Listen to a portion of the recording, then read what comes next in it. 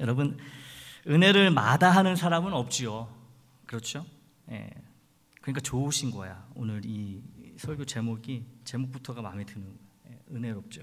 은혜와 평강. 또 평강을 거부하는 사람도 없습니다. 예. 여러분, 은혜 받기 싫어서, 평강이 싫어서 오늘 이 자리에 오신 분이 계시나요? 아유, 나는 은혜 너무 싫어. 나는 평강? 아유, 정말 싫어. 이런 분은 아무도 안 계시죠. 여러분, 은혜와 평강 이 두 가지만 있다면 사실 걱정할 것이 없습니다. 우리 삶에. 그렇지 않나요? 은혜가 넘치고 평강이 있어요. 은혜의 삶, 평강의 삶. 아니, 무슨 더 바랄 게 뭐가 있겠습니까? 이 걱정, 근심, 두려움, 우울이 없다면, 즉 이 은혜와 평강이 있다면 그것이 곧 행복 아니겠습니까? 행복. 그래서 은혜와 평강은 곧 행복입니다. 인간의 권리 중에 이 행복 추구권이 있을 정도로 행복에 대한 인간의 열정은 굉장히 뜨겁습니다. 우리의 본능이라고 할 수 있어요. 사람은 누구나 다 행복해지려고 하는 뜨거운 열정, 욕망이 있다는 것이죠. 식욕처럼, 잠을 자야 되는 것처럼 이런 행복하고자 하는 그런 욕망이 있다는 거예요. 그렇기에 은혜와 평강이라는 말에 우리는 본능적으로, 긍정적으로, 적극적으로 반응하게 됩니다. 같은 말씀을 들어도 이왕이면 은혜와 평강에 관한 말씀이 좋아요. 같은 찬양을 불러도 이왕이면 은혜와 평강에 관한 찬양이 좋습니다. 그런데요, 여기서 반드시 짚고 넘어가야 할 질문이 있습니다. 내가 이토록 바라는 은혜와 평강의 내용이 과연 무엇인가? 라는 질문이에요. 내가 생각하는 은혜가 무엇이고 평강이 무엇인지 이것부터 밝히는 것이 아주 중요합니다. 내가 언제 어떤 상황에서 은혜와 평강을 느끼고 고백하는지 여러분 잠깐 생각해 보시길 바라요. 나는 언제 은혜스럽다, 은혜롭다 라고 이야기하고 언제 나는 평안하다, 평강하다 라고 느끼는지 한번 생각해 보시기 바랍니다. 언제 은혜를 말씀하시고 언제 평강을 고백하시는지 한번 잠깐 생각해 보세요.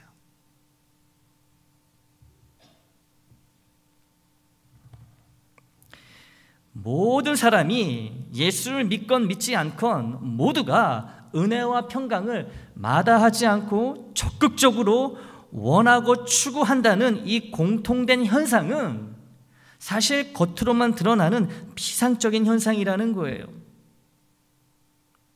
피상적이에요. 모두가 똑같이 은혜와 평강을 모두가 믿는 자나 믿지 아니하는 자나 다 원하지만 이건 겉으로 보이는 모습뿐이라는 거죠. 왜냐하면 세상에 속한 자와 하나님께 속한 우리가 원하고 바라는 은혜와 평강의 내용이 속으로는 근본적으로 완전히 달라야 하기 때문입니다. 그래서 예수를 믿어 하나님께 속한 내가 그토록 바라고 원하는 은혜와 평강의 내용이 무엇인지 바로 아는 것은 중요할 수밖에 없어요.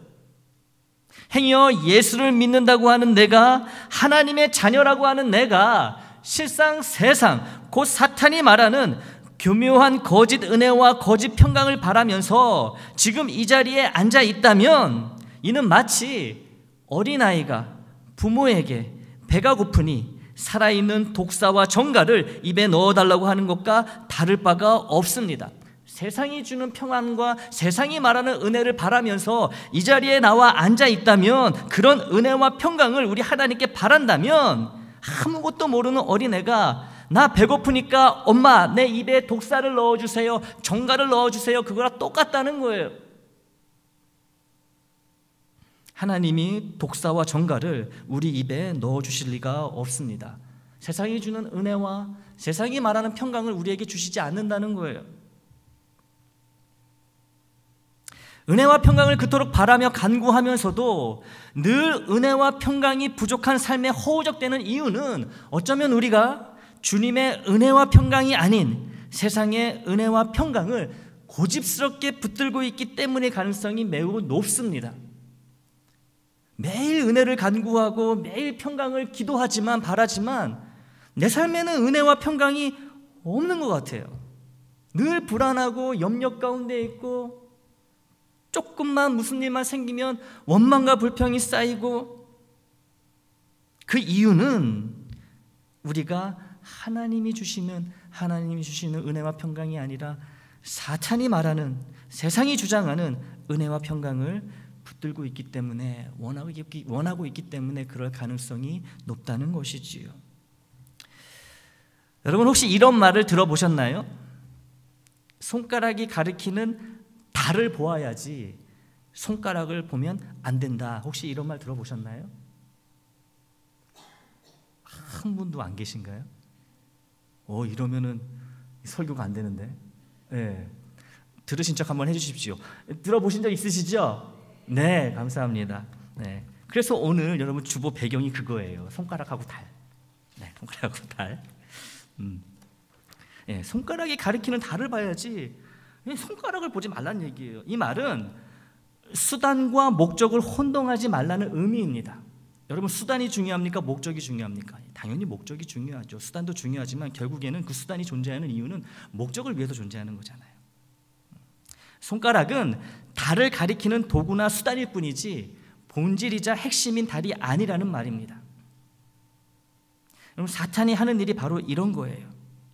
달을 보는 것이 아니라 자꾸 손가락만 보게 만든다는 거예요, 우리에게. 여러분 짙은 밤 하늘을 배경으로, 깜깜한 하늘을 배경으로 두둥실 환하게 떠 있는 이 아름다운 달을 이 손가락이 가리키고 있으면 왜 손가락이 가리키겠습니까? 저 이쁜 달을 보고 감상하라고 가리키는 거 아니겠어요?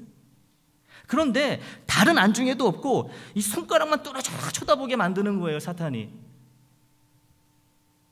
여러분 손가락을 보는 건 아무런 의미도 감동도 심지어 재미도 없는데 사탄은 자꾸만 우리가 손가락만 보게 만듭니다. 손가락에 가리키는 저기 달을 봐야 되는데 손가락만 보게 만들어요. 손가락만. 이 사탄은 손가락을 보는 게 달을 보는 것보다 즐겁고 유익하고 지혜롭다고 우리를 속이기 때문에 그래요. 사실 손가락이 뭐 봐도 별거 아닌데 이거 보면서 막 즐겁게 만드는 거예요. 유익하다. 참 내 손가락을 보니 참 지혜롭게도 생겼다. 사탄이 속인다는 거예요.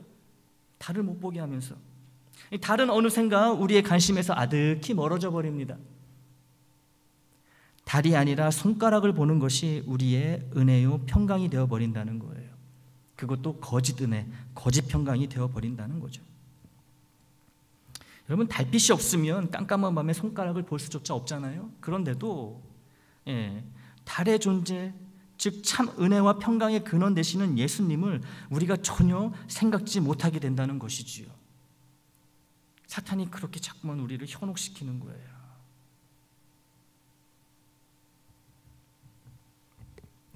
여러분 우리가 달을 바라보지 않아도 손가락만 쳐다봐도 이 달빛의 도움을 받는 것처럼 참 은혜와 참 평강을 구하지 않아도 여전히 우리는 주님이 주시는 은혜와 평강 가운데 살아갈 수 있습니다. 그것이 주님의 은혜지요. 손가락만 쳐다봐도 달은 여전히 떠 있고요. 그 달이 빛내는 그 빛을 통해서 우리가 그 손가락을 본다는 거예요. 원하지 않고 바라지 않아도 하나님의 은혜는 우리에게 이렇게 다가온다는 것이지요. 다만 은혜를 은혜로, 평강을 평강으로 받아들이지 못하고 누리지 못하는 큰 안타까움이 있을 뿐입니다. 이 보통 안타까움이 아니죠. 달을 봐야 되는데 손가락만 보고 있으면 이런 큰 안타까움이 있다는 거예요. 여러분 이 부모가 자기가 낳은 자녀를 알아보고 따뜻하게 품에 안으려고 하는데 정작 이 자녀는 부모를 알아보지 못합니다. 나에게 해를 가하려는 다른 사람에게 가서 부모의 사랑을 기대하고 바라고 있는 것과 같은 거예요. 달이 아니라 손가락을 바라본다면. 그렇게 학대당하고 이용당하면서도 그게 은혜요 평강이라 착각하며 심지어 그런 삶이 행복하다고까지 웃으며 고백하게 만들어버립니다. 이 사탄이 완전히 속아버리는 거예요. 여러분 이런 말도 안 되는 일이 실제로 나에게 일어날 수 있다는 거예요. 나는 아니야 라는 방심에서 나도 그럴 수 있어 라는 경계태세로 우리는 바뀌어야, 태세가 전환이 돼야 되는 거예요. 여러분 이게 겸손이고요, 이게 지혜입니다. 나는 안 그래, 이런 사람이 제일 먼저 넘어가고 속는 거예요. 손가락이 가리키고 있는 달을 보고 있는지 아니면 이 손가락을 바라보고 있는지 끊임없이 스스로에게 묻고 또 물어야 합니다. 우리가 달이 아닌 손가락을 보게 되는 때는 은혜와 평강에 대한 말씀을 바르게 이해하지 못할 때 우리는 손가락만 바라보게 됩니다. 사탄은 우리의 구미를 강하게 당기는 이 특정 단어들, 용어들을 너무 잘 알고 있어요. 그 중에 두 개가 바로 이 은혜와 평강이죠. 은혜와 평강에 관한 말씀 앞뒤에 있는 맥락을 듣고 배우고 깨달아야, 이 맥락을 바로 알아야 이 착한 행실로 이어나갈 수 있는데 우리가 그러질 않습니다. 어떤 맥락에서 어떤 의도로 성령님이 은혜와 평강을 말씀하고 계신 건지는 관심이 없어요.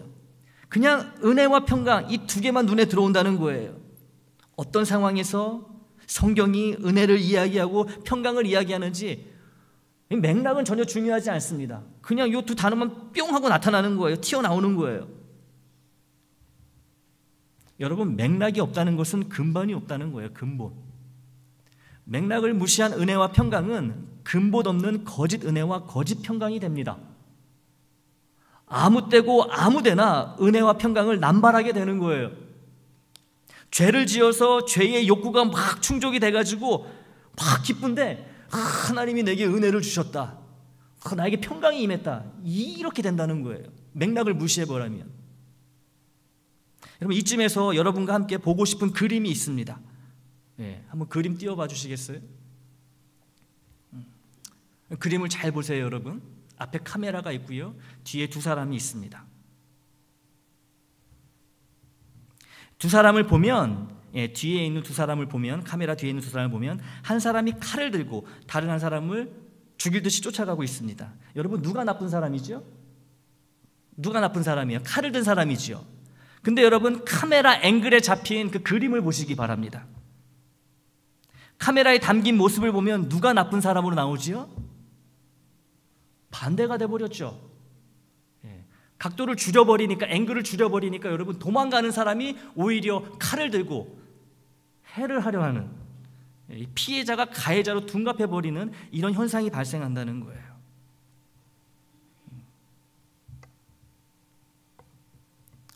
카메라 앵글이 두 사람의 모습 전체를 담지 않고 원하는 부분만 딱 떼어가지고 담고 있어서 이런 날조된 모습이 사실처럼 방송을 타고 사람들에게 전달이 됩니다.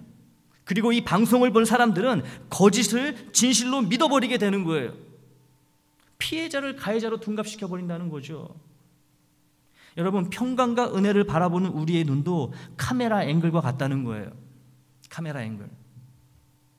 평강과 은혜, 이 두 단어에만 초점을 맞춘다면 우리는 주님의 진짜 의도, 그 뒤에 있는 커다란 맥락 안에 있는 진짜 의도를 놓쳐버리게 됩니다. 그러면서도 은혜와 평강에 대해 정확히 알고 있다는 거짓에 빠져버리게 된다는 거지요. 이 말씀의 맥락을 무시한 평강과 은혜에 우리의 시선이 머문다면 우리는 달이 아닌 손가락을 보게 되는 것이고요. 이 맥락이 중요합니다. 문맥이 중요한 거예요. 정황이 중요한 거예요. 말씀의 맥락 속에서 배우고 알게 된 이 평강과 은혜를 보게 될 때 손가락이 가리키는 달을 또렷이 볼 수 있게 됩니다. 그렇다면 말씀에서 은혜와 평강의 맥락은 과연 무엇일까요? 은혜와 평강의 맥락은 무엇일까? 이를 알려면 어떠한 상황에서 우리 주님이 평강의 은혜를 말씀하고 계신지를 확인해 보면 됩니다. 간단합니다. 먼저 요한복음 20장 19절입니다. 자, 주님이 어떤 때에 평강의 은혜를 말씀하시는지 우리 한 목소리로 한번 읽어보겠습니다. 시작. 이날 곧 안식 후 첫날 저녁 때에 제자들이 유대인들을 두려워하여 모인 곳의 문들을 닫았더니 예수께서 오사 가운데 서서 이르시되 너희에게 평강이 있을지어다. 아멘. 다른 말씀 또 한 구절 보겠습니다. 요한복음 20장 21절이에요. 시작. 예수께서 또 이르시되 너희에게 평강이 있을지어다. 아버지께서 나를 보내신 것 같이 나도 너희를 보내노라. 아멘. 한 구절 더 보겠습니다. 26절이에요. 시작.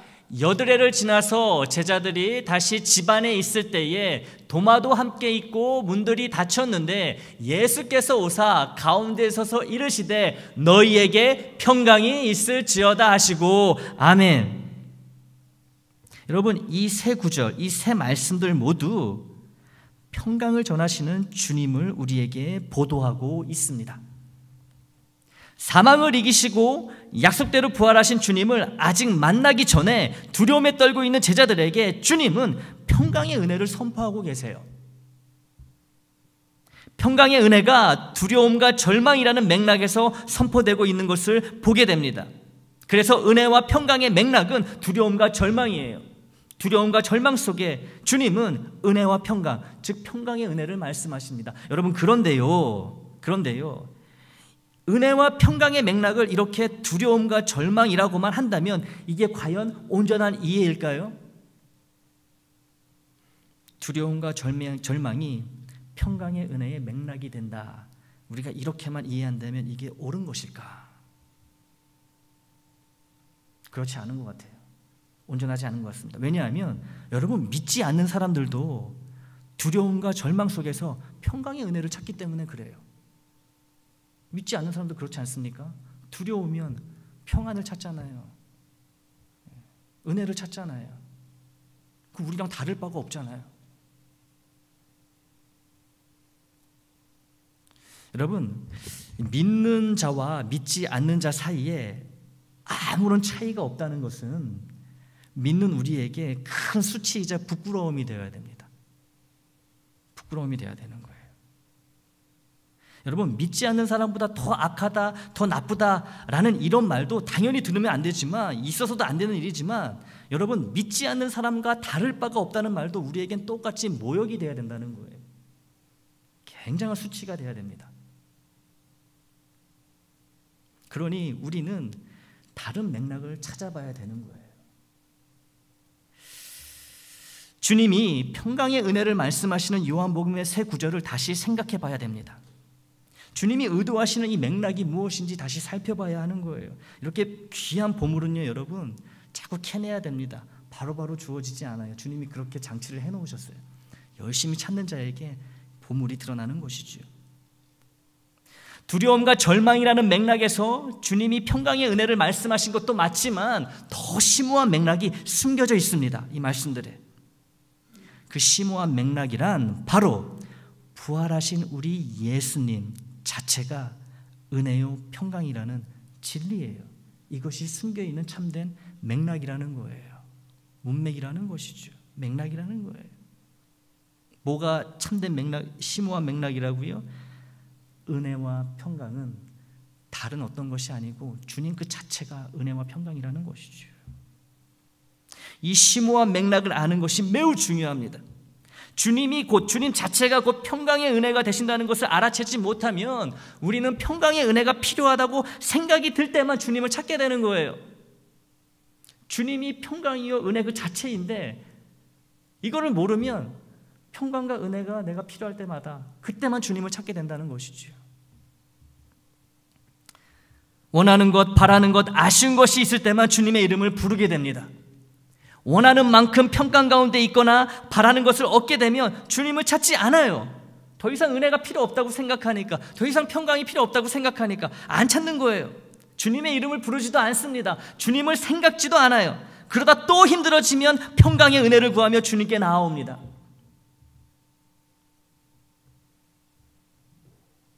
어려워지면 평상시에 안 하던 나름 진지한 기도도 해요.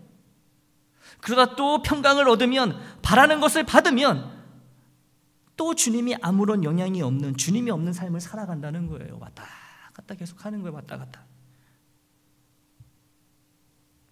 이런 불편한 패턴이 계속 반복된 것이 우리의 삶은 아닌지 뒤돌아봐야 됩니다. 여러분, 믿지 않는 사람들도 궁지에 몰리면요, 그들이 신이라고 믿는 존재들의 이름을 부르며 도움을 간구합니다. 뭐 알라, 부처, 예수, 하나님 막 다 부르면서 막 기도하고 막 그러잖아요. 믿지 않는 사람들도 여러분 궁지에 처하면 그래요. 그리고 어때요? 그 순간이 지나가면 그들이 애타게 찾았던 신들과 상관없는 삶으로 돌아갑니다. 우리랑 너무 똑같지 않나요? 믿지 않는 자들이나 믿는 우리나 이 삶의 모습이, 이 패턴이 너무 똑같지 않나요? 이 평강의 은혜가 필요할 때만 주님을 찾는 나와 다를 게 없다는 거예요, 여러분. 다시 말씀드리지만 이것은 큰 수치입니다, 여러분. 정말 모욕스러운 일이에요. 믿지 않는 자와 구별이 안 되는 삶, 똑같은 삶 산다는 것은 창피한 일이에요, 창피한 일.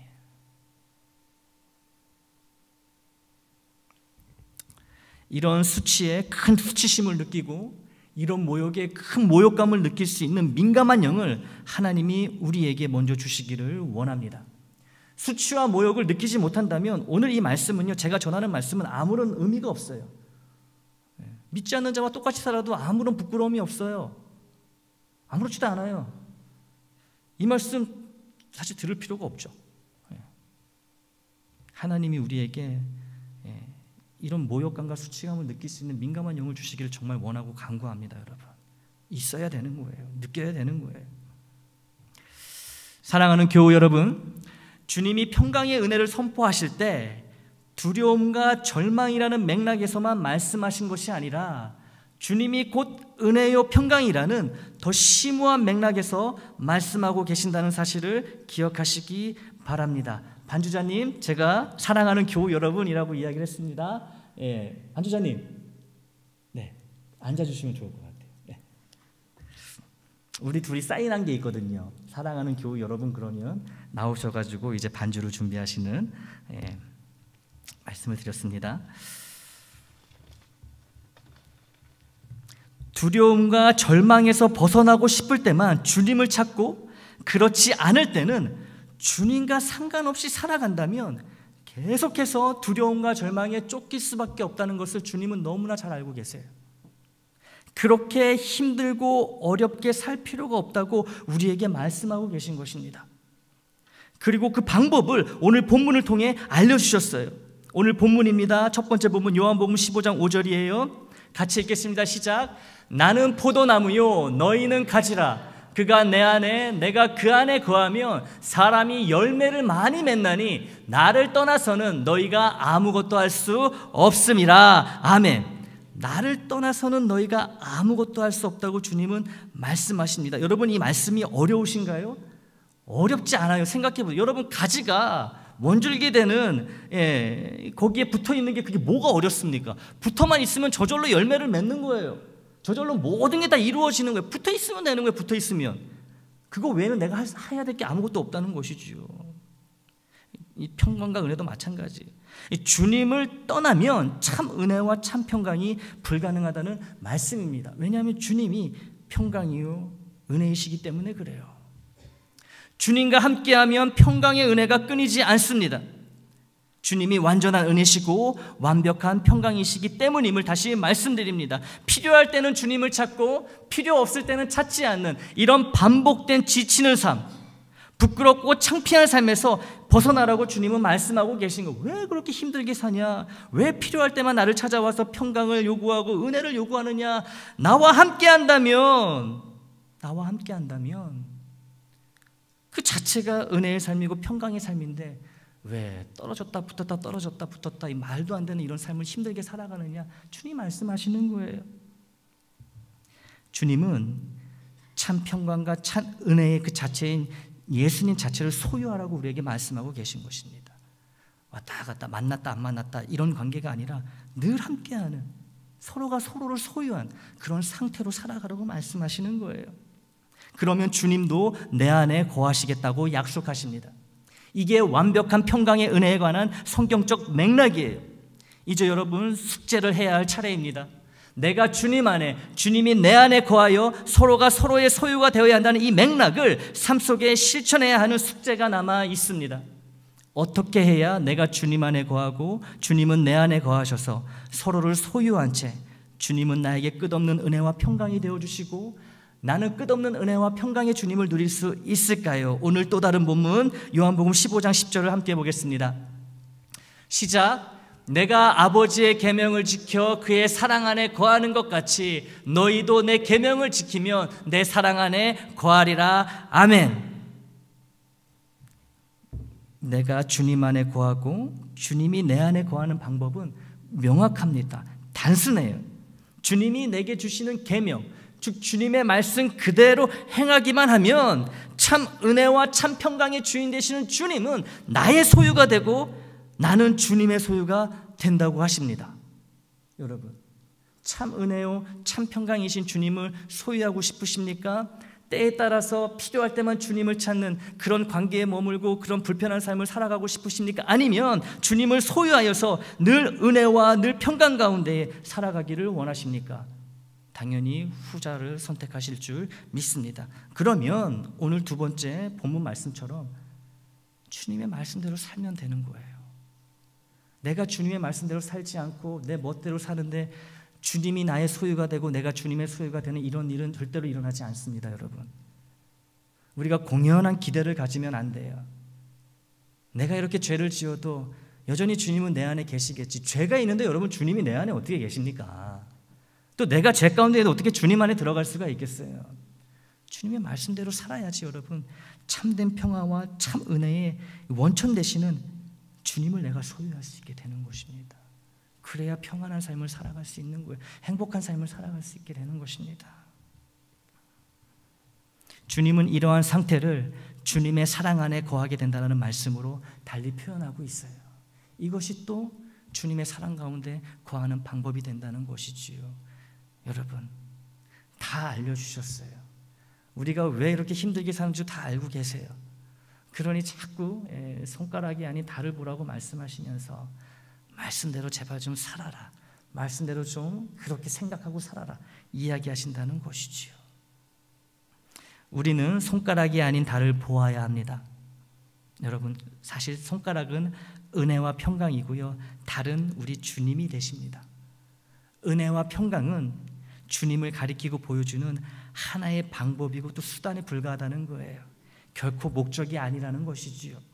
은혜와 평강이 다른 무엇이 우리의 신앙생활의 목적이 되어서는 안 됩니다. 원하는 것을 얻으려고 원하는 방식대로 평안히 살려고 예수를 찾거나 믿는 것은 옳지 않습니다. 여러분, 지금까지 원하는 것이 이루어지기 위하여 바라는 것을 얻기 위하여 예수를 믿고 신앙생활을 한다면 이제 그런 생활 청산하셔야 됩니다. 그것은 수단이지 목적이 되어서는 안 돼요. 우리의 목적은 주님 그 자체가 되어야 됩니다. 주님이 되셔야 되는 거예요. 은혜와 평강 절대로 우리의 목적이 아닙니다. 우리의 목적은 은혜와 평강을 비롯해 모든 신령하고 선한 것들의 근원 되시는 주님을 온전히 소유하는 것입니다. 그 무엇도 주님을 대신할 수는 없어요. 우리 옆에 분들과 이렇게 한번 말해 보시기 바랍니다. 주님이 나의 은혜이고 나의 평강입니다. 한 번 더 해보실게요. 주님이 나의 은혜이고 나의 평강입니다. 아멘. 주님의 말씀을 잘 듣고 잘 배우고 잘 지켜 나는 주님 안에 거하고 주님은 내 안에 거하시는 은혜와 평강을 여한 없이 누리시기를 축복합니다. 기억해 주세요. 기억하시기 바랍니다. 나의 삶의 목적은 은혜와 평강이 아니라 은혜와 평강, 모든 좋은 것에 근원 되시는 오직 주님이 되십니다. 기억하시기를 마지막으로 부탁드립니다.